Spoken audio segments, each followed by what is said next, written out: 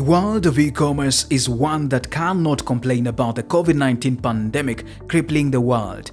Globally, e-commerce trade grew by 26%, while Kenya witnessed a growth of 66% in 2020. That is according to ECommerce DB. The revenue in this market was projected to reach $1 billion this year and double by 2025. GIJI is one such company. The e-commerce platform joined the Kenyan market 2 years ago, acquiring the then under fire OLX. What exactly is GIJI?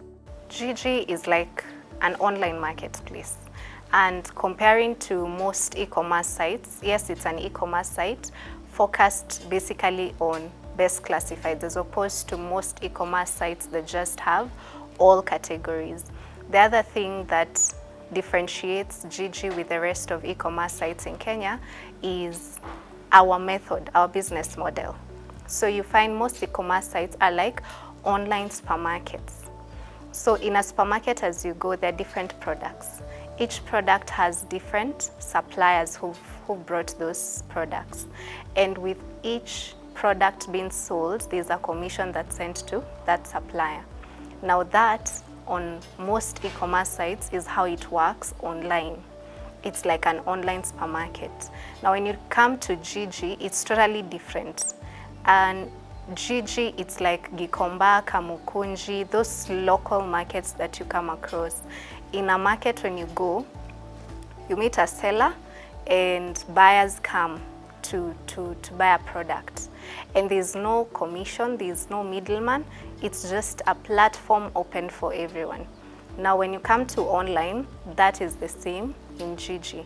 We have a free online marketplace,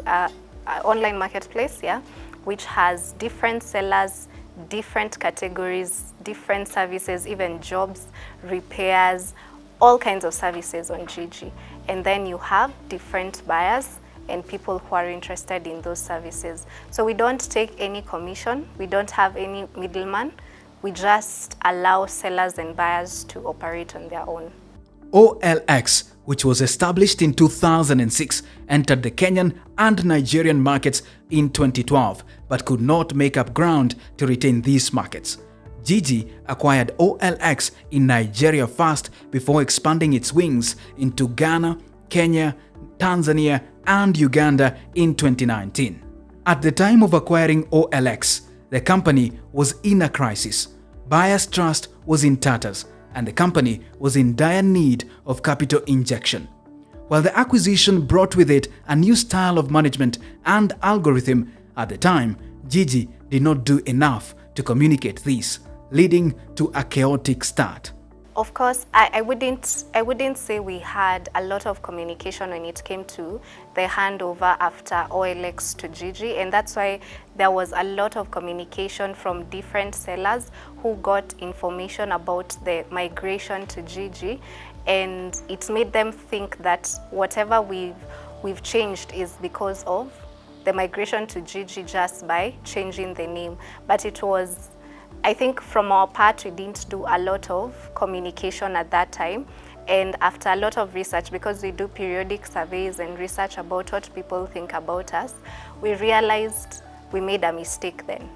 And that is why we've had a lot of communication, a lot of press releases going out, a lot of campaigns about what we do as GIJI, and that has helped people understand that we are no longer OLX, we are actually GIJI, and GIJI is an independent company with a different kind of operations when it comes to how we are doing things versus how OLX was doing things back then. Among the challenges that faced OLX and continue to plague the e-commerce sector in Kenya and Africa is trust. The number of people complaining of being duped or even theft was just too high to inspire any confidence in OLX. But for GIJI, there has been a remarkable turnaround. Today, the company receives close to 7 million visitors on its website monthly in Kenya.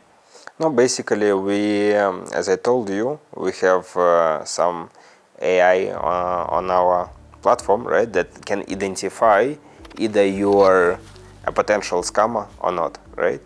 And Sometimes, not in all cases, I would say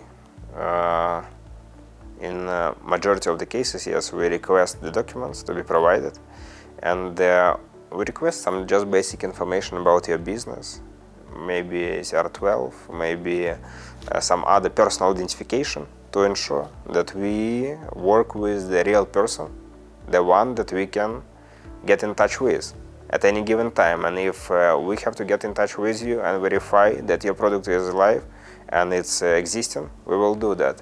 In case of any fraudulent activity, we have to make sure that you provide us documents, the one that we can provide to police in future, right?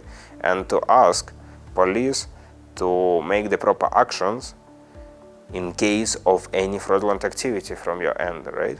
So that's what we do. Yes, it's not 100% verification of all sellers, but we are moving forward to that we're gonna have like 100% sellers verified on the platform.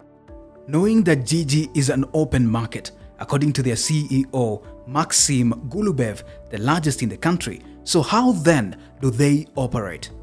So definitely for sellers, it's like the rescue boat. It was a rescue boat, now it's like a new opportunities.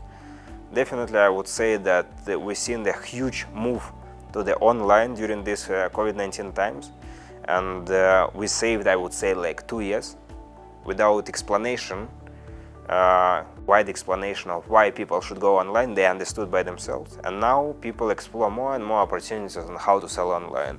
They start developing their shops, they start developing their posts, they really work on their accounts, and that's what I actually love about Kenya. While scrolling through their site, you will notice categories of sellers. VIP, for instance. What does it mean? We have the options for your business to be promoted on GIJI, right? So if you are selling something on GIJI, you can sell it for free, and the platform is free for everyone who wants to sell. But if you want to push your business, and instead of selling, I would say, one item, you want to sell 20 items a day, right, or in a week, definitely we will charge you and we will allow you to buy some premium subscriptions, the way we call them premium services, to push your products online, which is kind of fair. Medipal says GIJI is efficiency. The company boasts of 1 million app users. What kind of support then do they offer to their sellers? GIJI has played a big role that we acknowledge.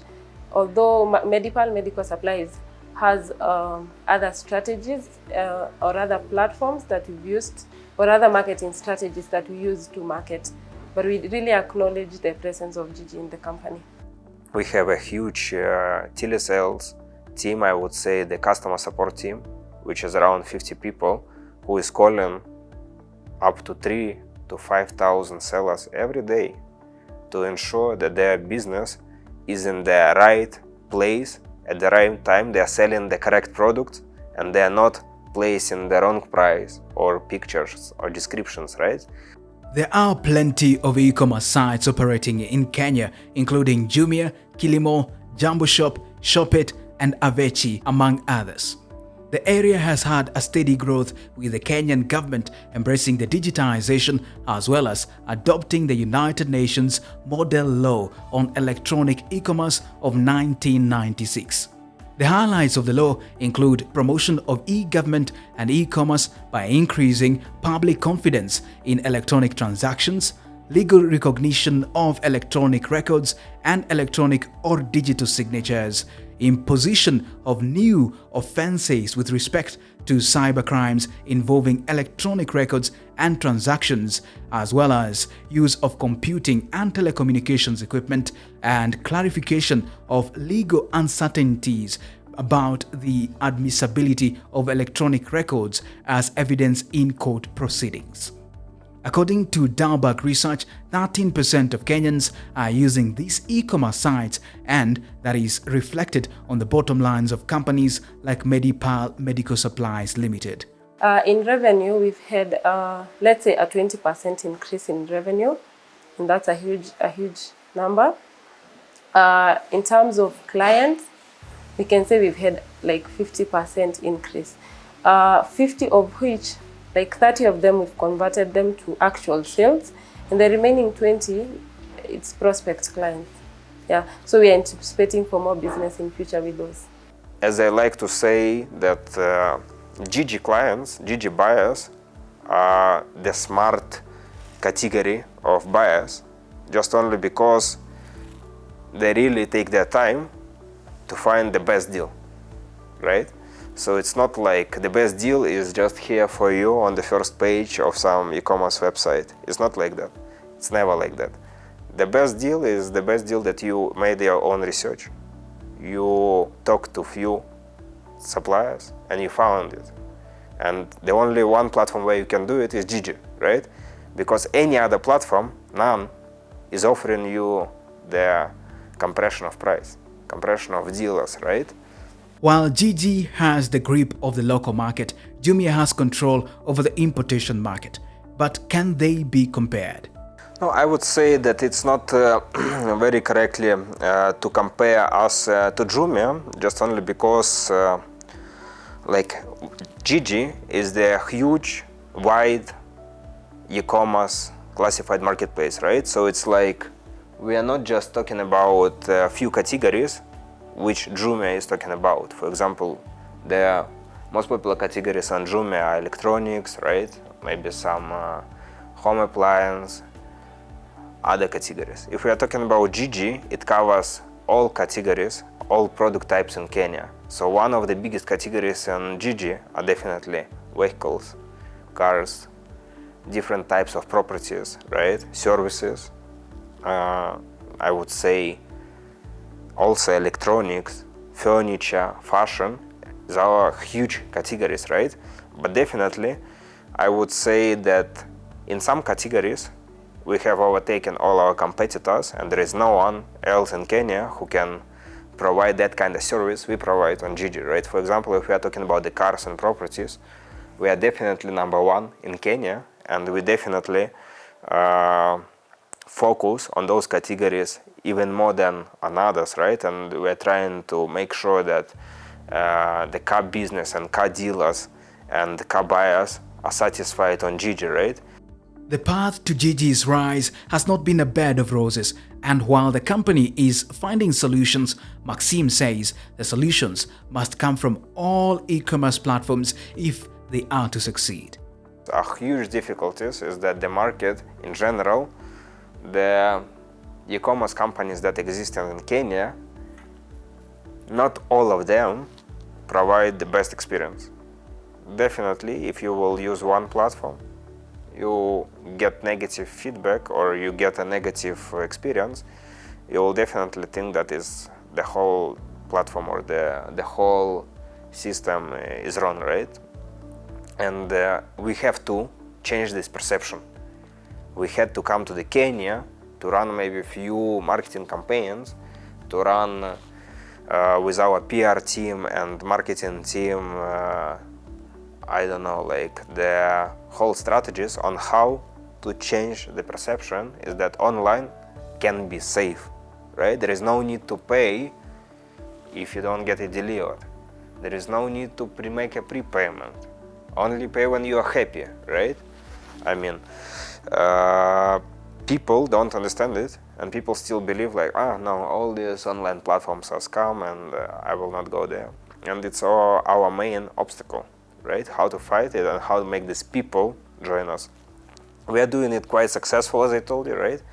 But that's also very important that not just only us, we have to do it on the market. All e-commerce companies, if all e-commerce companies will provide the best possible experience in the market, everyone will win.